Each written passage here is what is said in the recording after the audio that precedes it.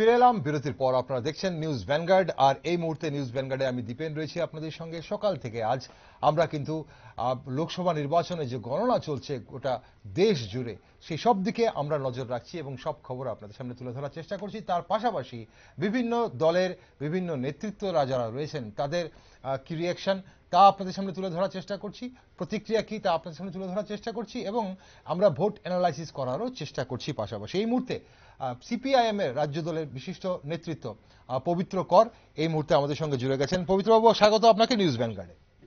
ধন্যবাদ, নমস্কার। আর যে চিত্র আমরা দেখতে পাচ্ছি, রাজ্যে যে চিত্র আমরা দেখতে পেয়েছি এবং গোটা দেশে যে চিত্র এই মুহূর্তে দেখা যাচ্ছে গণনার, তা কি মনে হয় এটা এক্সপেক্টেড ছিল আপনাদের কাছে? আশা করেছিলেন এই ধরনের ফলাফল হতে পারে?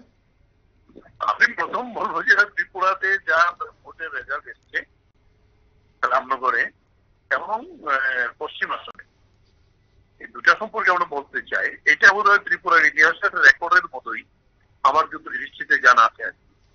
এটা বক্সনগরকেও ছড়িয়ে গেছে। বক্সনগর যে এত কিছু করার পরেও এত ভোটে জিততে পারে, তবে সেই জায়গায় দাঁড়িয়ে ত্রিপুরায় নির্বাচন, সেটা তো সেই এখন এটা বলতে পারে আমরা এলিজিবল বলবো না, এটা ত্রিপুরার মানুষ দেখছে। তবে সেই জায়গায় দাঁড়িয়ে আমরা এটা বলবো।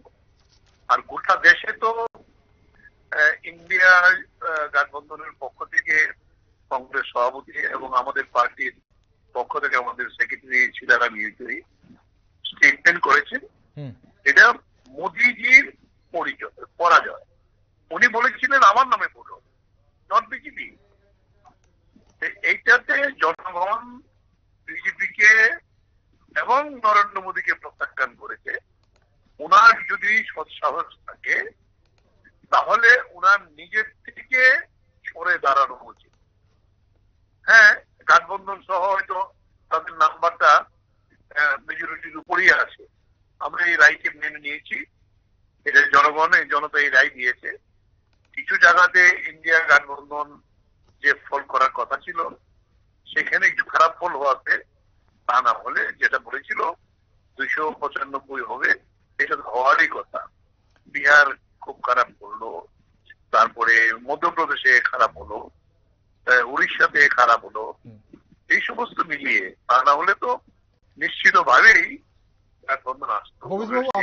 আমরা যদি সার্বিক চিত্র দেখি, আপনি 295 সিটের কথা বলছিলেন যা মল্লিকার্জুন খার্গে বলেছিলেন, ইন্ডিয়া ব্লকের কথা।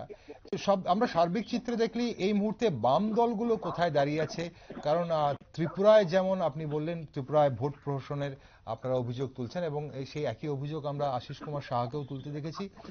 এবং প্রশ্ন হচ্ছে যে পশ্চিমবঙ্গে যেখানে একটি আসনও কিন্তু পাওয়ার সম্ভাবনা নেই, মুর্শিদাবাদ আসনকে শুরুতেই এক্সিট পোলও টার্গেট করা হয়েছিল, যেখানে মোহাম্মদ সেলিমের জয়লাভ করার সম্ভাবনা ছিল, কিন্তু আমরা দেখতে পাচ্ছি যে পশ্চিমবঙ্গেও কোনো আসন না পাওয়ারই সম্ভাবনার দিকে এগিয়ে যাচ্ছে।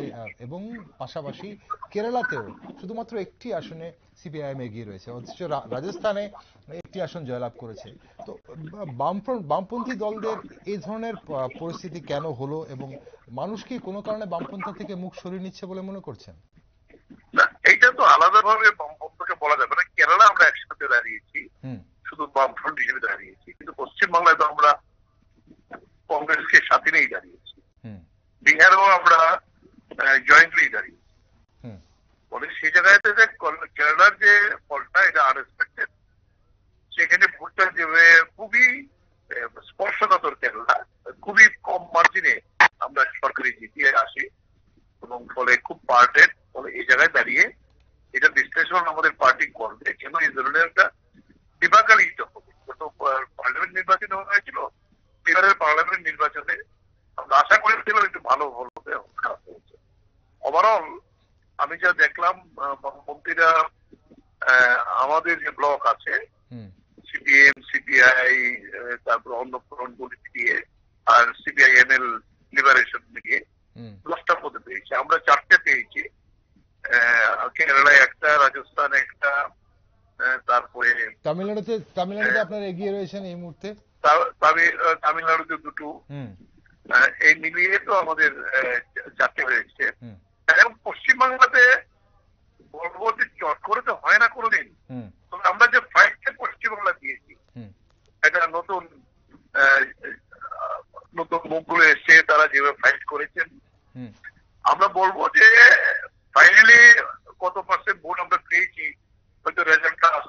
পারবো, এটা সবটা আমরা ক্যালকুলেশন করিনি একদম।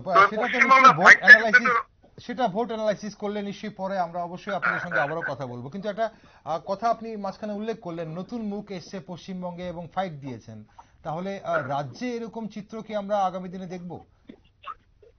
উচিত, আমাদের নতুনদের এগিয়ে দেওয়াটাই উচিত, আমাদের দায়িত্ব, এটা করতে হবে আমরা। কিন্তু সেটা সেটা সেটা কি পারছে, বা বামফ্রন্ট কি পারছে নতুনদের এগিয়ে দিতে? নিশ্চয়ই হবে দিতে হবে। ওকে, আর বিজেপি একক সংখ্যাগরিষ্ঠতা পাচ্ছেন না, এই বিষয়টাকে আপনারা কিভাবে দেখছেন? এটা নিশ্চিত, বিজেপি একক সংখ্যাগরিষ্ঠতা পাচ্ছে না, এটা তো নিশ্চিত, এবং এটাই হলো সবচেয়ে বড় পরাজয় প্রধানমন্ত্রী এবং বিজেপি। ওকে, প্রধানমন্ত্রীকে আপনারা দায়ী করছেন। আরেকটা দিক, উনি নিজেই বলেছে আমাকে ভোট দাও, উনি তো নিজেই বলেছেন আমাকে ভোট দেবে, আমাকে দেখে ভোট দেবে, আমি সারা দেশে আমি দাঁড়িয়ে বলেছি। ওকে পবিত্রবাবু, সেই জায়গায় দাঁড়িয়ে এই মুহূর্তে যখন বিজেপি একক সংখ্যাগরিষ্ঠতা পাচ্ছে না এবং এনডিএ 291, 92, 93 এই মুহূর্তে এই ফিগারে ঘোরপাক খাচ্ছে, সেই জায়গায় দাঁড়িয়ে ইন্ডিয়া ব্লকের মন্ত্রিসভা গঠন করা নিয়ে কতটুকু আশাবাদী আপনি? আমরা জনগণের রায়কে মেনে নিয়েছি। এখন যেটা বলবো, ইন্ডিয়া গঠবন্ধন তো এইভাবে ক্লেম করতে পারে না মেজরিটি না পেয়ে। যদি কেউ আমাদের সমর্থনে এগিয়ে আসে, আমরা যেটা জানলাম আগামীকালকে ইন্ডিয়া ব্লকের মিটিং আছে, সেই মিটিং এর বিষয়টা নিশ্চিত আলোচনা হবে, আলোচনা করার পরে পরবর্তী পদক্ষেপ সেখানে নেবে, এটাই আমরা বিভিন্ন ইয়ে থেকে জানতে। পবিত্রবাবু, এখানে বলা হচ্ছে, রাজনৈতিক মহলে একটা চর্চা শুরু হয়েছে যে জেডিইউ নীতিশ কুমার এবং চন্দ্রবাবু নাইডু টিডিপি যারা এনডিএ জোটে রয়েছেন, ওনারা কিন্তু একটা বিরাট বড় ভূমিকা নিতে পারেন এই মুহূর্তে এবং কিংমেকারের ভূমিকা নিয়ে নিতে পারেন। আপনারা কতটুকু আশাবাদী যে কোনোভাবে যদি সেরকম পরিস্থিতি আসে? এখনই চট করে বলা ঠিক হবে না, এগুলো ভেবেচিন্তে বলা উচিত। এটা মানুষ বলছে এবং এটা বিভিন্ন মিডিয়াতে আসছে, বলে এটা থাকুক না, দেখা যাক না। আমাদের গাঠবন্ধনের নেতৃত্বের প্রতি আমাদের বিশ্বাস আছে, তারা বলবেন। তারা সুচিন্তিত ভাবে আজকে প্রেসের কাছে বলেছেন যে জনগণ যে রায় দিয়েছে এটা আমরা মেনে নিয়েছি, এরপরে পরবর্তী পদক্ষেপ আমরা নেব, করবো। আমরা দেখি না বিজেপি কিভাবে মন্ত্রিসভা করার জন্য এগিয়ে যায়। ওকে, একটা শেষ প্রশ্ন আপনার কাছে পবিত্রবাবু, ভোট পার্সেন্টেজ, আপনাদের ভোট শেয়ার কি কোনোভাবে বাড়ার সম্ভাবনা দেখছেন, বিশেষ করে পশ্চিমবঙ্গকে যদি আমরা মাথায় রাখি? আমি লেটেস্ট আমাদের শেয়ার দেখলাম প্রায় 2 এর উপরে উঠেছে। এই মুহূর্তে আপনাদের শেয়ার 1.76 রয়েছে, 1.76 রয়েছে এখন। এটা বোধ 2% আমি জাস্ট লেটেস্ট যা দেখলাম। আচ্ছা, তো সেটা কি বাড়ার সম্ভাবনা আপনি দেখছেন সিপিআইএম এর বা বামফ্রন্টের ভোট শেয়ার বাড়ার সম্ভাবনা? এখন তো ভোট হয়ে গেল, এখন নতুন করে কি পারবে না, আমাদের পার্টি সেরকম ফলাফল ঘোষণার পর, সম্পূর্ণ ফলাফল ঘোষণার পর যে ভোট পার্সেন্টেজ এখনো কাউন্টিং চলছে। নিশ্চয়ই, এটা তো এক মিনিটে বলে যাবে না, এটা ইলেকশন কমিশনেই টোটাল বিষয়টা বলবে, তখন তার ভিত্তিতে আমরা দেখব। ওকে, অসংখ্য ধন্যবাদ পবিত্রবাবু আমাদের সঙ্গে থাকার জন্য, আমাদের সঙ্গে কথা বলার জন্য। দর্শক বন্ধুরা, বিশিষ্ট সিপিআইএম নেতৃত্ব পবিত্র কর এই মুহূর্তে আমার সঙ্গে ছিলেন এবং আপনারা শুনলেন উনি কি বলেছেন। অবশ্যই এই মুহূর্তে আমরা চলে যাব মুখ্যমন্ত্রীর বাসভবনে, সরাসরি চলে যাব মুখ্যমন্ত্রীর বাসভবনে। সেখানে অবশ্যই সেখানে কৃতি সিং দেববর্মন মুখ্যমন্ত্রী বাসভবনে দেখা করতে এসেছেন, কিন্তু তার আগে আমরা চেষ্টা করব, আমরা একটু কাঞ্চনপুরের দিকে রুখ করব। কাঞ্চনপুরে কেমন হয়েছে আজ ভোট, উত্তর ত্রিপুরার আমরা চিত্র দেখেছি, রূপক আমাদের অবশ্যই জানিয়েছে, ধর্মনগর থেকে রূপক জানিয়েছে কেমন হয়েছে সেখানে ভোট গণনা, এবং আমরা এই মুহূর্তে জানার চেষ্টা করব কাঞ্চনপুরে ভোট গণনা কেমন হয়েছে। সেখানে আমাদের প্রতিনিধি পুলক নাথ রয়েছে, পুলকের সঙ্গে যোগাযোগ করার চেষ্টা করছি। পুলক, শুনতে পাচ্ছ তুমি আমাকে? হ্যাঁ, আমি দীপেন বলছি নিউজ ভ্যানগার্ডের স্টুডিও থেকে। পুলক, আমরা জানতে চাইবো তোমার কাছে যে আজ কাঞ্চনপুরে ভোট গণনার কেমন চিত্র দেখা গেছে, সকাল থেকে কি চিত্র তোমরা দেখলে, এবং পাশাপাশি সেখানে ভোট গণনাকে কেন্দ্র করে কোনো ধরনের অপ্রীতিকর ঘটনার চিত্র কি দেখতে পেয়েছো কিনা? হ্যাঁ দেখুন, আজ সকাল 8টা থেকেই কড়া নিরাপত্তার মধ্যে দিয়ে কাঞ্চনপুর দ্বাদশ মান বিদ্যালয়ে শুরু হয় দুটি যেমন কাঞ্চনপুর এবং পেচারতল কেন্দ্রের ভোট গণনা। ওকে, সেখানে ভোট গণনা শেষ হয় কখন, আর ভোট গণনা চলাকালীন কোনো ধরনের সমস্যা কিছু সৃষ্টি হয় কিনা? না, এক প্রকার বলা যায় কোনো অপ্রীতিকর ঘটনা ছাড়াই নির্বিঘ্নে সম্পন্ন হয়েছে ভোট গণনা প্রক্রিয়া। আর এছাড়াও দেখুন, প্রথম রাউন্ডের পর থেকেই, শুনতে পাচ্ছেন? হ্যাঁ, শুনতে পাচ্ছি, বলো। প্রথম রাউন্ডের পর থেকে কিন্তু বিজেপি মনোনীত প্রার্থী কীর্তি সেন দেববর্মনের যে ভোটের ইয়েটা দেখা গিয়েছিল, তার থেকে কিন্তু কর্মী সমর্থকদের মধ্যে একটা আনন্দ উল্লাস কিন্তু লক্ষ্য করা গিয়েছিল কিন্তু প্রথম থেকেই। ওকে, বিরোধীরা কিন্তু অভিযোগ করেছে যে কাউন্টিং হল থেকে বিরোধীর কাউন্টিং এজেন্টদের সেখানে ঢুকতে দেওয়া হয়নি বা বাধা দেওয়া হয়েছে বা তাড়িয়ে দেওয়া হয়েছে। কাঞ্চনপুরে কি এরকম কোনো চিত্র দেখা গেছে? না দেখুন, কাঞ্চনপুরে এমন কোনো চিত্র আমাদের সামনে দেখা দেয়নি, এমন কোনো অভিযোগ নেই বিরোধীদের। ওকে, পুলক, নিরাপত্তা ব্যবস্থা এই মুহূর্তে কাঞ্চনপুরে কেমন রয়েছে? হ্যাঁ, ভেরি গুড। ওকে, অসংখ্য ধন্যবাদ পুলক আমাদের বিস্তারিত জানানোর জন্য। দর্শক বন্ধুরা, আমাদের প্রতিনিধি পুলক নাথ কাঞ্চনপুর থেকে জানালেন এই মুহূর্তে যে কাঞ্চনপুরে গণনা কেমন হয়েছে। তবে গোটা ত্রিপুরা রাজ্যেই আজ মোটামুটি শান্তিপূর্ণভাবে এবং নির্বিঘ্নে ভোট গণনা হয়েছে বলে আমরা বলতে পারি। এই মুহূর্তে 140টি আসনে জয়লাভ করেছে বিজেপি। আমরা দেখতে পাচ্ছি ঘোষিত ফলাফল যা হয়েছে তার মধ্যে 140টি আসনে বিজেপি জয়লাভ করেছে, আরো 100টি আসনে এই মুহূর্তে বিজেপি এগিয়ে রয়েছে। আবারও 240 ফিগার ছুঁই বিজেপির। জাতীয় কংগ্রেস 55টি আসনে জয়লাভ করেছে, 44টি আসনে জাতীয় কংগ্রেস এই মুহূর্তে এগিয়ে রয়েছে।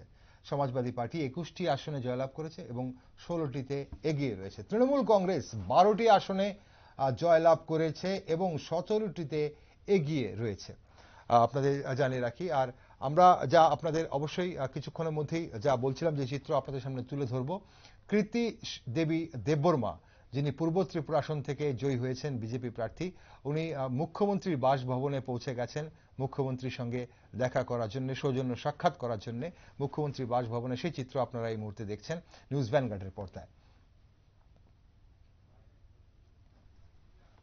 मुख्यमंत्री के बारे में यह है कि आप देख रहे हैं कि जिस तरीका से लोग ने वोट किया है, उसका मतलब है कि हम लोग सब साथ में काम करेंगे और उनका प्यार और आप लोग सब आशीर्वाद साथ करेंगे तो बहुत बहुत धन्यवाद।